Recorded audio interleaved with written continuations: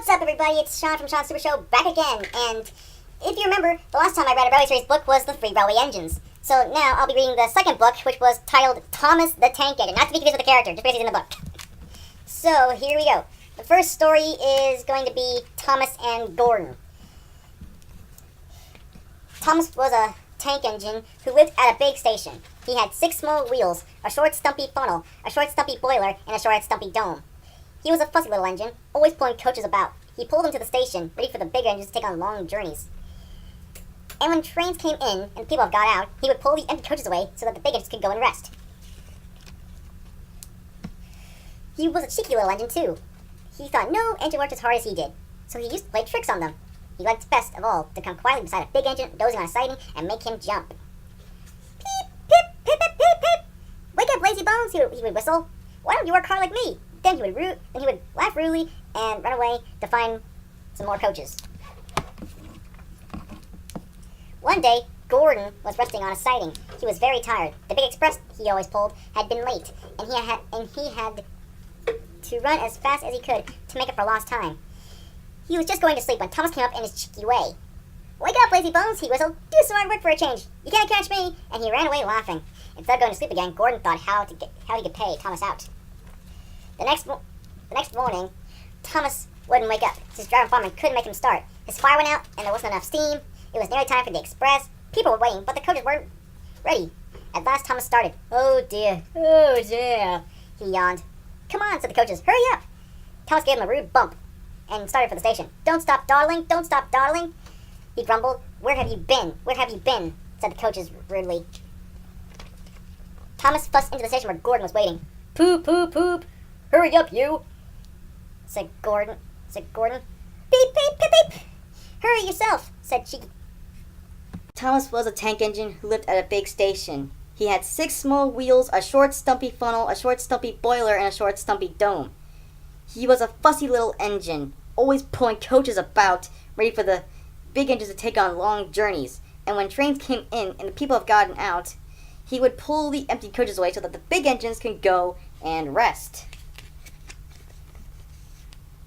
He was a cheeky little engine too. He thought no engine worked as hard as he did, so he used to play tricks on them. He liked best of all to come quietly beside a big engine, dozing on a siding, and make him jump. "Peep, peep, peep, peep, peep, peep. Wake up, lazy bones," he would whistle. "Why don't you work hard like me?" Then he would laugh rudely and run away to find more coaches. One day, Gordon was resting on a siding. He was very tired. The big express he'd always pulled had been late, and he had to run as fast as he could to make up for lost time. He was just going to sleep when Thomas came up in his cheeky way. "Peep! Wake up, lazy bones," he whistled. "Do some hard work for a change. You can't catch me." And he ran away, laughing. Instead of going to sleep again, Gordon thought how he could pay Thomas out.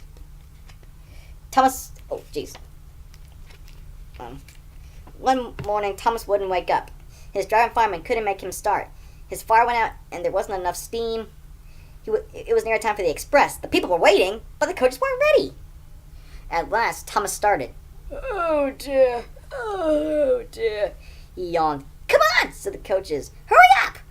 Thomas gave him a rude bump and started for the station. "Don't stop dawdling, don't stop dawdling," he grumbled. "Where have you been? Where have you been?" asked the coaches crossly.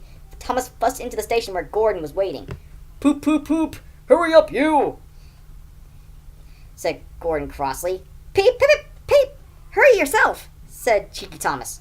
"Yes," said Gordon. "I will." And almost before the coaches had stopped moving, Gordon came out of his siding and was coupled to the train. "Poop, poop," he whistled. "Get in quickly, please." So the people got in quickly. The signal went down, the clock struck the hour, the guard waved his green flag, and Gordon was ready to start.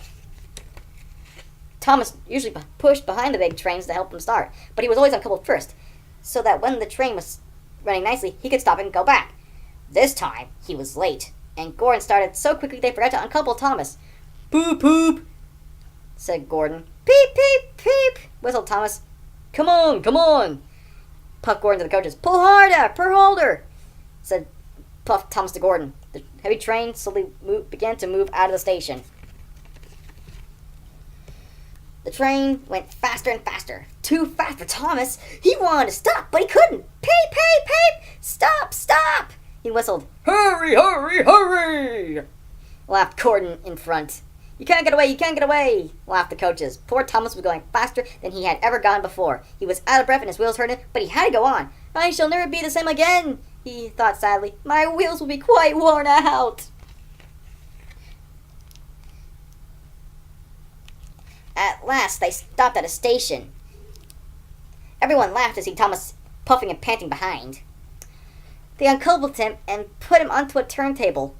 And then he ran onto a siding out of the way. Well, little Thomas, Chuckled Gordon as he passed. now you know what hard work means, don't you? Poor Thomas couldn't answer. He had no breath. He just puffed slowly away to rest and had a long, long drink. He went home very slowly and was very careful afterwards never to be cheeky to Gordon again.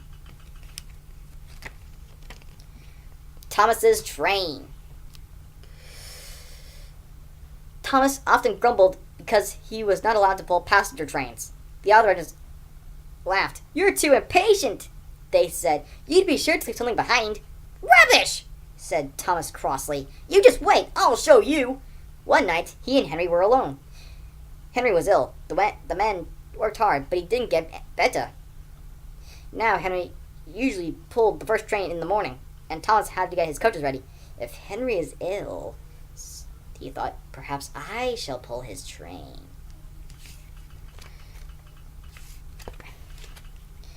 Thomas ran to find the coaches. Come along, come along. He fussed. There's plenty of time, there's plenty of time. Grumbled the coaches. He took them to the platform and wanted to run around in front at once, but his driver wouldn't let him. Don't be impatient, Thomas, he said. So Thomas waited and waited. The people got in. The guard and the station master walked up and down. The porters banged the doors, and still Henry didn't come. Thomas got more and more excited by every minute. The fact director came out of his office to see what was the matter, and the guard and station master told him about Henry. Find another engine, he ordered. There's only Thomas, sir, they said. You'll have to do it then, Thomas. Be quick now. So Thomas ran around to the front and back down onto the coaches, ready to start. Don't be impatient, said the driver. Wait until everything is ready. But Thomas was so excited to listen to a word he said. What happened next, no one knows. Perhaps they forgot to couple Thomas to the train. Perhaps Thomas was too impatient to wait until they were ready. Or perhaps his driver pulled over before by mistake. Anyhow, Thomas started.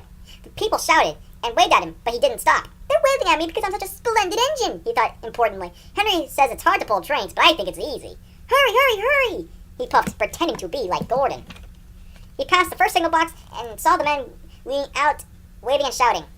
They're pleased to see me, he thought. They've never seen me pulling a train before. It's nice of them to wave. And he whistled, peep, peep, thank you, and hurried on. But he came to a signal at danger. Bother, he thought. I must stop. And I was going so nicely too. What a nuisance signals are. And he blew an angry peep, peep on his whistle. One of the signalmen ran up. Hello, Thomas, he said. What are you doing here? I'm pulling a train, said Thomas proudly. Can't you see? Where are your coaches then? Thomas looked back. Why, bless me, if we hadn't left them behind. Yes, said the signalman. You better go back quickly and fetch them. Poor Thomas was so sad he nearly cried. Cheer up, said his driver. Let's go back and quickly and try again. At the station, all the passengers were talking at once. They were telling the fact director, the station master, and the guard what a bad railway it was. But when Thomas came back and they saw how sad he was, they couldn't be cross. So they coupled him to the train, and this time he really pulled it. But for a long time afterwards, the other engines laughed at Thomas and said, Look, there's Thomas, who wanted to pull a train, but forgot about the coaches. Just first, I know I'm not going to read Thomas and the Guard. I mean, not Thomas and the Guard, but Thomas and the Trucks, because it's kind of unfortunate for Thomas. So I'm just going to skip right to the back where I think is the best story about Thomas the Tank Engine. And the best story is Thomas and the Breakdown Train. Well, I think it should have been called Breakdown Crane, but you know. The fact director, every day the fact director came to the station to catch his train, and he always said hello to Thomas. There were lots of trucks in the yard. Different ones came in every day, and Thomas had to push and pull them into their right places. He worked hard. He knew now that he wasn't as clever as he had thought. Besides, the fat director had been kind to him, and he wanted to learn all about trucks so as to be a really useful engine. but on a siding by themselves, were some trucks that Thomas was told he mustn't touch. There was a small coach, some flat trucks, and two queer things his driver called cranes. That's the breakdown train, he said.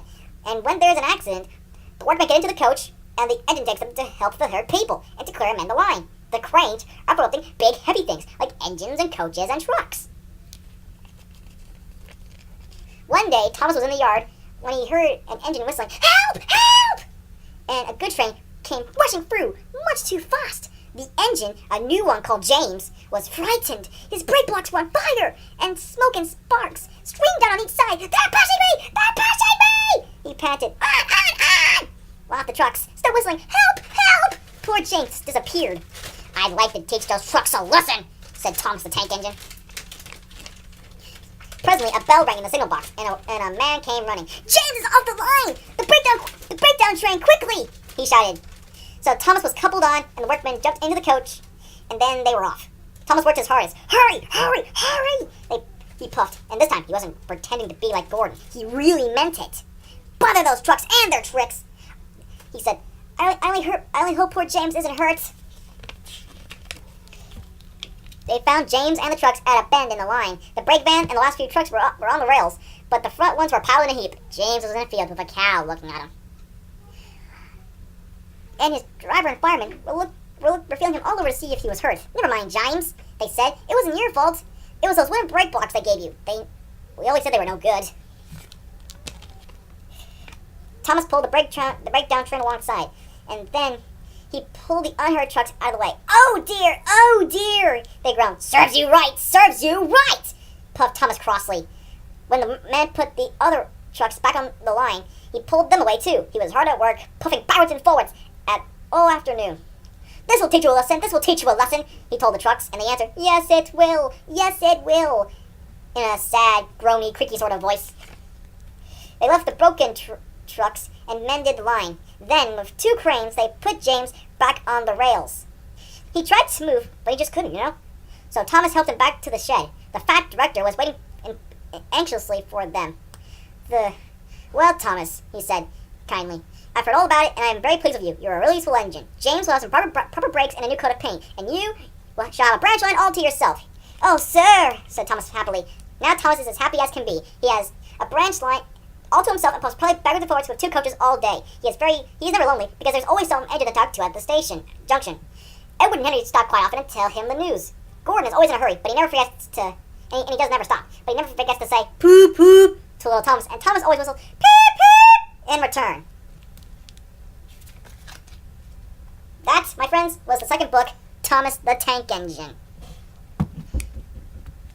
Keep subscribing, keep liking, and thumbs up, and subscribe to Sean's Super Show, and let me know if you like Thomas the Tank Engine, either as the book or the actual character, because some people don't really like the fact that Thomas appears so much, but then again, he's the main character, what do you expect?